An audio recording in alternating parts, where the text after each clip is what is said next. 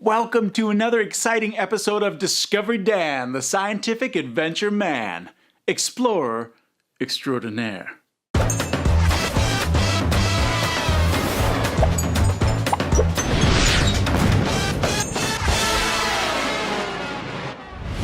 Today we're going to go to Florida and the Kennedy Space Center. The Space Center has been the main launch site for human spaceflight since 1968, including Apollo, Skylab, and the Space Shuttle program. Today, the Kennedy Space Center is a multi-user spaceport, which means different groups use it, not just NASA. The Kennedy Space Center is named after our 35th president, John F. Kennedy, who, in 1961, challenged America to put a man on the moon by 1970.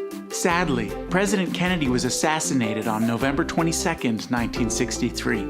He never got to see his dream become a reality, but because of his vision and the thousands of others, man reached the moon on July 20th, 1969. There are about 700 buildings at the Kennedy Space Center. Most of it is off limits to the public, but they have a visitor center that is amazing, and that's where we're going to go today. Let's go! NASA stands for the National Aeronautics and Space Administration. The main purpose of NASA is to explore space, and in doing so, protect Earth. So over the years, the space program has changed a lot. In the early days, they just sent pilots and commanders up. But now, in addition to pilots and commanders, they're sending up scientists, people who can do all kinds of research and help us learn a lot of things about space and other planets. So in that way, things have changed quite a bit. We get to learn so much more now.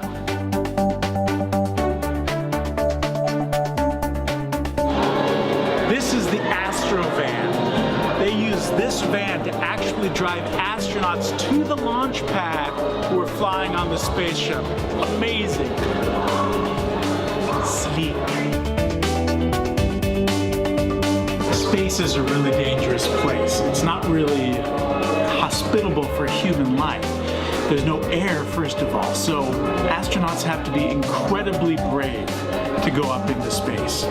Not all of the astronauts who have gone up have come back, and this is a little memorial to 14 of them who didn't make it back.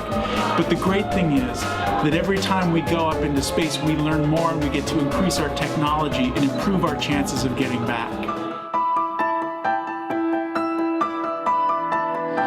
This is the actual Space Shuttle Atlantis that flew into space 33 times. And it's the only space shuttle on display where you can see into its payload doors. They could open that up, well, they did many times, and they'd pull all the stuff out and they'd float around like this, kind of, I think. I'm just guessing because I've never been in space. This first flew in October 1985, and it last flew in July of 2011. Pretty amazing. The actual Space Shuttle Atlantis. Can we go in there? Can I fly this thing? For every launch, there are thousands of people who stay behind here on Earth, who help with everything, who help do the research, the design, the planning, all of the communications. Those are all done by people on Earth. So just because you don't go into space doesn't mean you haven't worked in the space program. Humans are natural explorers. We want to know what's outside of our immediate surroundings. That's one of the reasons why we wanted to go into space. And the great benefit is that we learn so much about ourselves as we explore. The International Space Station is a great example of 15 countries coming together to solve a problem that's bigger than us all. This is a replica of the massive Hubble Space Telescope. Many of those pictures that you see from space, if not most, were taken by the Hubble Space Telescope. It's been up there for 25 years, taking digital pictures of our universe. That thing weighs over 24,000 pounds. That's like more than 2 elephants combined, but it's remote controlled, so they can like go and like look at different parts of space. It's up there spinning around the Earth. And did you know that these things go around the Earth like every 90 minutes? The sun rises and sets in space when you're orbiting every 90 minutes because of how fast you're traveling. Isn't that crazy? And the Webb telescope is going up soon, and they say that's going to unlock even more secrets of the universe.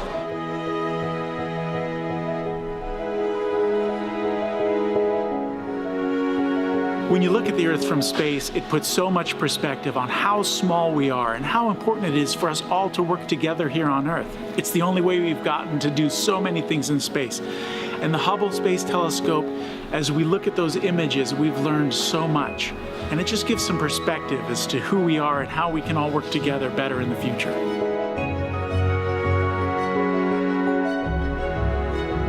This is an astronaut's room.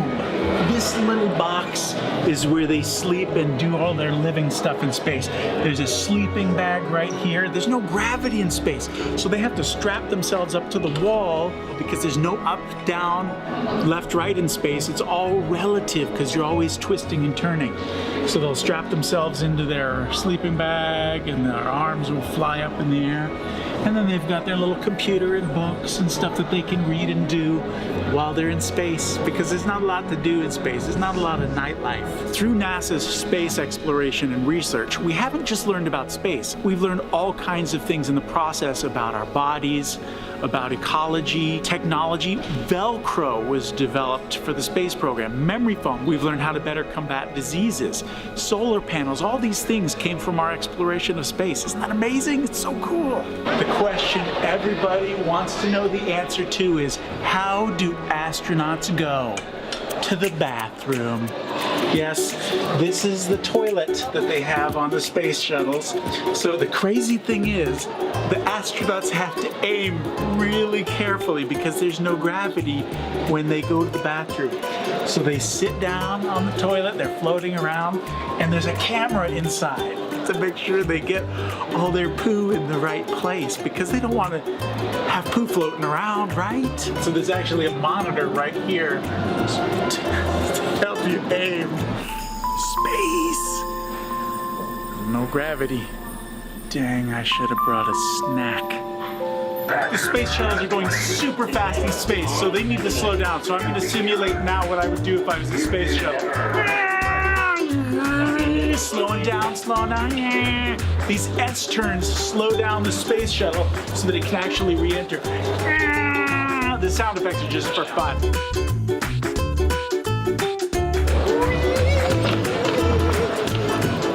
That was awesome. So that simulates the angle of descent that the shuttle has to take when coming back in for re-entry. And it was really fun. So the Kennedy Space Center is built here, and it's become called the Space Coast in this area because of how the economy is affected and all the jobs that come in because of the Kennedy Space Center. The space shuttle program has ended, but NASA is not finished going into space. This is a mock-up of the new SLS, or Space Launch System. It's a new system of rockets. There's an Orion capsule at the top. This is what's going up into space next. The SLS is going to go up to Mars. So stay in school, because if you're between 6 and 16 right now, you might be just the right age to be an astronaut when this thing takes off. Study hard, my friend. Is there life on other planets? We're not sure, but we're looking. That's one of the reasons why we're checking out Mars. Now, these are some Mars rovers, little robots that go up on Mars and they can look around, check to see what's in the soil, all that kind of stuff. But in 2030, NASA has planned to send humans up to Mars. One of the reasons is to look for evidences of life, to look for evidences of water, to see if it can sustain life up there. Maybe we can build a little habitat. Maybe we can put people up there in a little shell, grow their own plants. Not go outside though, because there's no oxygen there. But these are the things that NASA's looking into. The shortest trip to Mars, 9 months. This all helps us gather information to better plan our next trips into space and up to Mars. It's exciting, right? Who doesn't want to go to Mars? They call it the red planet, right? I wonder why. So in addition to Florida, there are lots of other NASA locations. NASA has locations in Texas, Virginia, California, among other places. But the cool thing is that here in Florida is where all the rockets are made.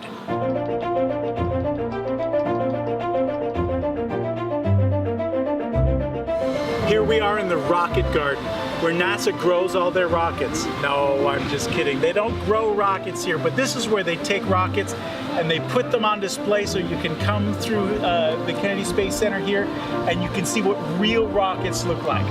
So all of these rockets that you can see here are real, but they never flew. So for some reason they were retired before they flew. They don't do that in space, do they? It feels right though. It feels so right. We've got some pretty cool historic rockets here. This one over here, this far one, took Alan Shepard up into space. Now that wasn't the actual one, but it was from the same series. And this one right here, John Glenn. So the Kennedy Space Center is the only place in America where humans have been launched from. My whole head is too tall for this. So if you come visit, in addition to what we've seen today, you want to make sure and go and see the IMAX movie where it feels like you're actually flying through space because the screen is huge and the camera's all like, it's awesome. There's all kinds of opportunities to do visits here, and you can find out more information about that at kennedyspacecenter.com. Oh, what an incredible place. This has been Discovery Dan, the scientific adventure man, explorer extraordinaire. See you next time. Stay awesome.